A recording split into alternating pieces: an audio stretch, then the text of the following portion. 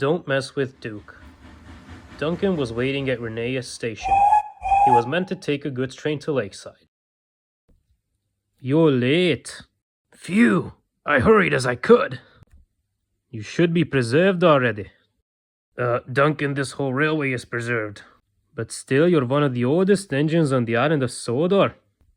Yeah, and that means I have more experience than you, so you should get a move on in time. Haha. This old teapot is telling me what to do. Take no notice of Duncan, Duke. I'm just happy I can finally rest now without his grumbling.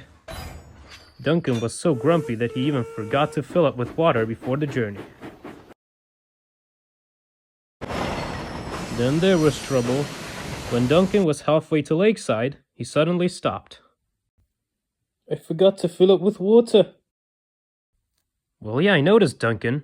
I told you so back there, but you didn't listen. I wish someone came to save us. A little while later, Duke arrived to the scene. Ha ha ha! Look who it is! Mr. Speed himself, huh? Now look what you've got into, Duncan. Guess this old engine like me has to push you to the station, right? Hehehe. Darn. So Duke coupled up and started to push the train to the station. By the time they arrived, Mr. Percival was waiting for them. Duncan, it's important to check on your water before you begin any journey. I think that should be clear as day. I'm sorry, sir. Sorry isn't gonna cut it this time. You're gonna work in the slate mines with Bertram till I can trust you again.